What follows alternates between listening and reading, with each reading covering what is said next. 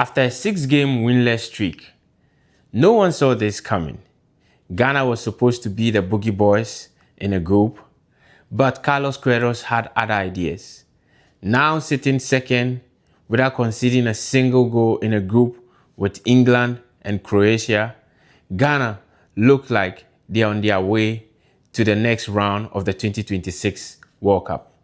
In other news, rumor has it that the ball Harry Kane kicked at the end of the game is still traveling at light speed through the stratosphere, has made it to the galaxies, and we may never make contact with the ball again. Hi, welcome to Beyond the 90. My name is Aben, and in this video edition, we are going to break down the match that occurred between Ghana and England. Let's go. So Ghana took on England in the Group H game, and the game ended 0-0. Now, before going into the nitty-gritty of the game, there's a little bit of context and background story I want to bring to you.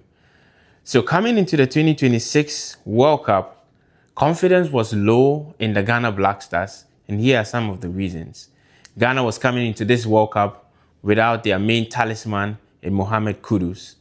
At the same time, Ghana's starting centre-back pairing in Mohamed Salisu and Alexander Djiku both pulled out of the World Cup due to injuries. In fact, Ghana didn't have a right back prior to this World Cup, all thanks to Mr. Otto Addo. And so the starting right back at this World Cup in Marvin Senaya literally got drafted into the team just a couple of games before the World Cup. And if Otto Addo had been in charge, we wouldn't have seen him at this World Cup. But as fate will have it, Otto Addo is not in charge again, and he's in post. At the same time, there were issues with Ghana's left back because Ghana had invited a player called Derrick Cohn who looked like he was going to take the position, and he didn't even end up making it into the starting. He didn't even make it to the roster that was going into the World Cup. There's a third issue, which is the biggest of all, is that the person in charge of the Black Stars for the last 2 years was the man Otto Addo. And Otto Addo is the primary reasons why a lot of Ghanaians didn't have confidence in the Black Stars, because he just didn't cut it. He couldn't qualify this team to the just ended AFCON, and all hell broke loose. In fact, in 2024, there was a massive protest in Ghana across the nation against the appointment or the continuation of Otto Addo as the Ghana national team coach, and against the football FA or the FA in Ghana. It was so bad that the parliament in Ghana had to intervene. There was a parliamentary sitting to address the grievance of the teeming youth of Ghana, who football or soccer is the most important thing in terms of passion in the country. And so they intervened, and the matter seemed to have been settled. But from then on, a certain line had been crossed, and the nation didn't have trust in the FA, and that extended to who was in charge as the coach. Otto Addo was seen in the eyes of many as not being qualified, or, in the favorite American parlance, Nepo baby, although I don't know who is bringing him in, or like how is he a Nepo baby. But certainly in the eyes of many Ghanaians, myself included, he didn't cut it for the job. And so keeping him there was just a ticking time bomb. And so many Ghanaians didn't have confidence that with him in charge, Ghana was going to do anything close to decent in the World Cup. And then Otto Addo got sacked literally just a few months before the tournament. Carlos Queiroz didn't have the opportunity to see the team or coach them in any competitive game whatsoever prior to the World Cup. Hence, the pessimism and the panic stations that Ghanaians found themselves in was totally justified based on these grounds. And so when Ghana kicked off their 2026 FIFA World Cup campaign with a win against Panama, in the eyes of many, that was considered an overachievement. Although the team set up defensively, and that draws some criticism from people, and people kind of held their nose, even though they celebrated the win. There was some backlash against some players, and people didn't have confidence in the team. Now, I, for one, understood the setup of the team defensively because this is a coach who had barely met the players, and there was barely any time to rehearse any pattern of play or choreograph any specific style of play. So the best thing the coach was going to do was to organize them defensively for starters, and then let the talent in attack figure it out up front. Now, Carlos Queiroz is a defensive-minded coach anyway, so it remains to be seen if he would have done it differently if he had had a lot of time. But given the circumstance and the situation, his approach made a lot of sense. And there was a huge outcry from Ghanaian fans against the way the team performed. And that was a bit shocking to me, considering that in the last 2 years, there was next to nothing in terms of performance. And so winning a game in the World Cup was an overachievement. Now, coming into this game against England, nobody, and I mean nobody, maybe Carlos Queiroz or maybe some of the players, but objectively speaking, on paper, that is, I mean, football is not played on paper, but before the game is played, nobody had any confidence that Ghana was going to come out of this game with anything. Now, the game ended 0-0, and the stats at the end of the game pretends that England was dominant. That wasn't the case, not even in the slightest. Because even though Ghana had a possession shy of 20-21, Ghana was actually the team in control. Carlos Queiroz set the team up in 2 banks of 4 with 2 forward men and in a low block. And Ghana basically asked England to come break us down. And try as they may, England failed to break Ghana down. In fact, everything England threw at Ghana, Ghana were apt and they had responses to it. England were forced to rely on a lot of crosses. They were spamming so many calls in the box. They spammed so many crosses, at some point, and you were wondering what was going on. They had so many passes, but most of those passes were sideways and backwards. In fact, the only time Ghana looked defenseless toward an England attack, and the only time it looked like England were genuinely going to score, was the cross that landed on the head of Nico O'Reilly, which hit the bar and bounced back. That was the only time Ghana had no response. But everything else England threw at Ghana, they were eating it for lunch, they were eating it for breakfast. On the other hand, Ghana looked like the most dangerous team when they broke forward. In fact, Ghana had a shout for penalty. Ghana had a real penalty shout. It was as clear as the Boston daylight. The only person who was blind to it was the referee.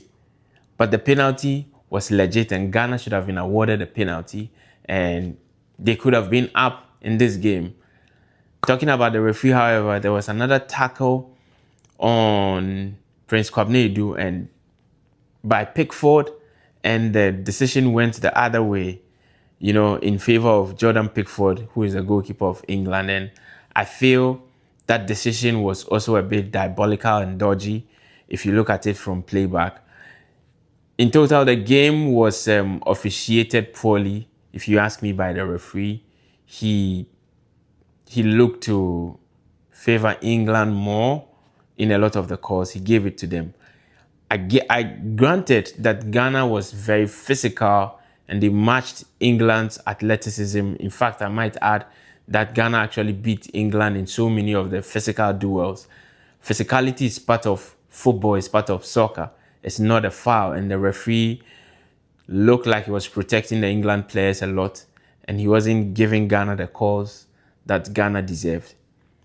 Regardless of that, Ghana still held strong and they played out a fantastic game plan. Now, you could tell that Carlos Queiroz is still figuring the team out and he's still understanding the team. How do I know this?